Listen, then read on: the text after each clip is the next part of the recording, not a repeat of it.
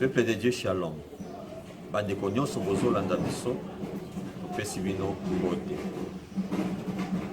Dimanche ya lelo ya le 22 mars 2020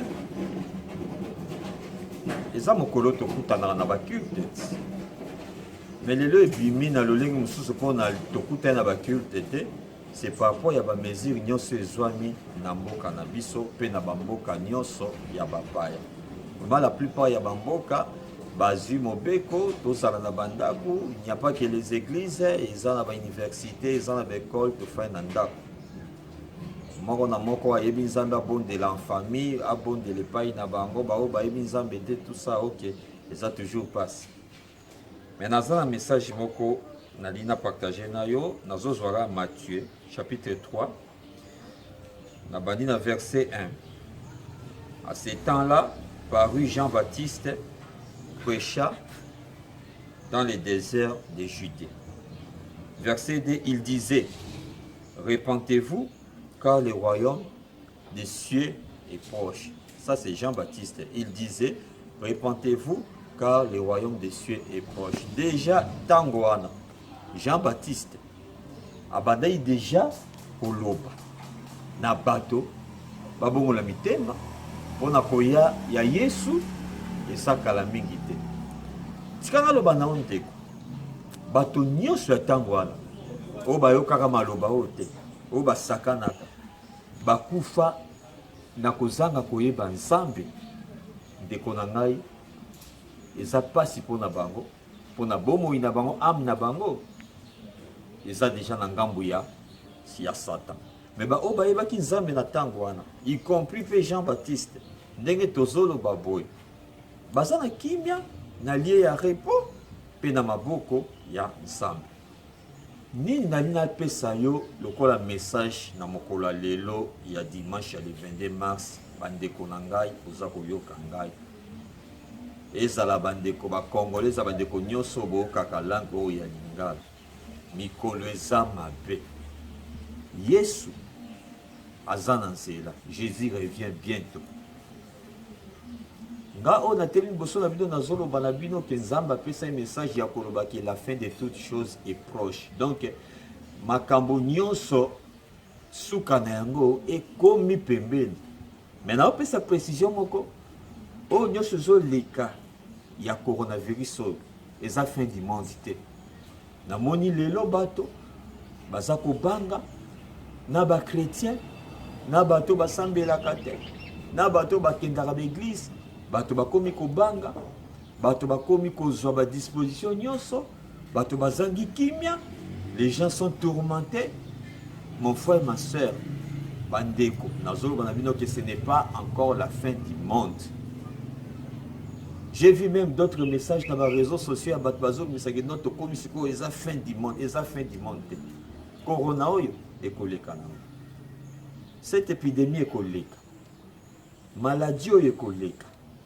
Mais tika loba no eza avertissement ya Nzambe. C'est un avertissement de Dieu. Nzambe alingi abenda bato matoi.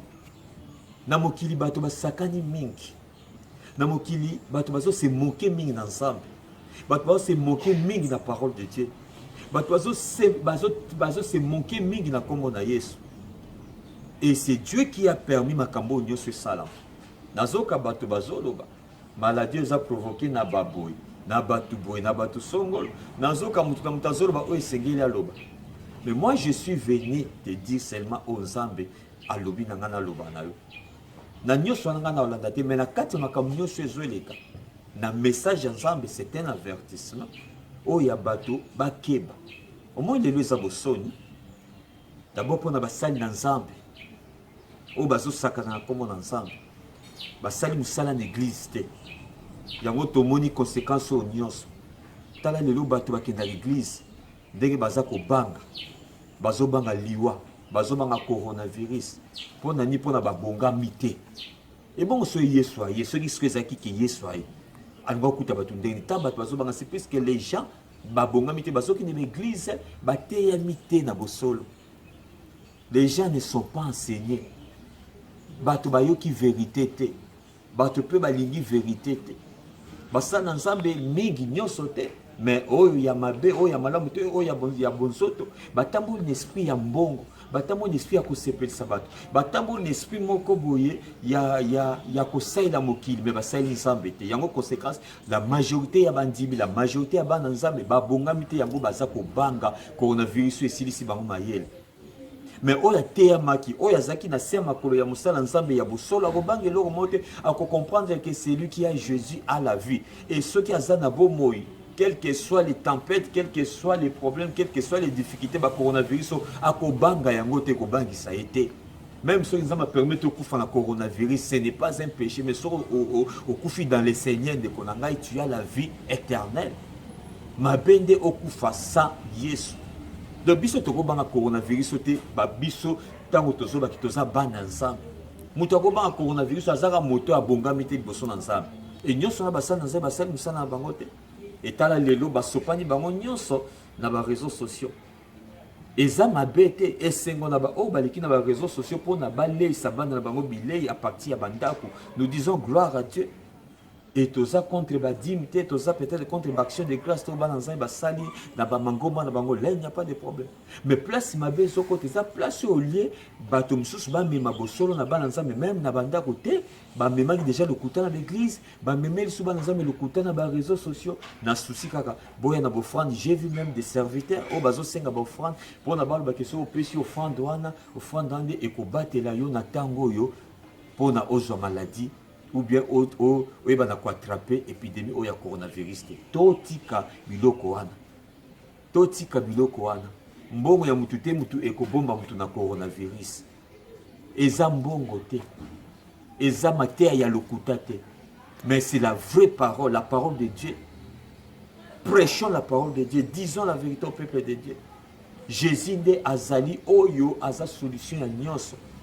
Ce qui mutu a terminé Jésus ndenge sengeli Jésus da ko batela ye eza offrande spéciale te otokomi ko lukawana bo bato ba misi ba offrande spéciale pour ne batela ba famille na bine batela no te offrande spéciale wana tolingi makambo wana te to te bato maloba nzambe to tika beskoke wana kanda nzambe eza likolo ya bato mingi oyo bazokamba ba église kanda nzambe pe ezali ebele likolo ya bandimi mingi oyo bakende na église kosakana elelo bayebi liloba te bakomi kotelengana bakomi même kobanga na épidémie au moment où nzambe abandai toujours koloba ke baépidémie ekoya bamakambo beaucoup de choses ekoleka na kati ya mokili mais bobanga te baoyo bakopersévérer jusqu'à la fin nzambe osala na bango ba ope ba yebi Yesu te za tango singeli tango zolanda ngai bongola motema yamba Yesu na bomoi na vérité lokola Seigneur pe sauveur ba ope musu bazanga église bazosakana moment yango ya kosala réconciliation na nzambe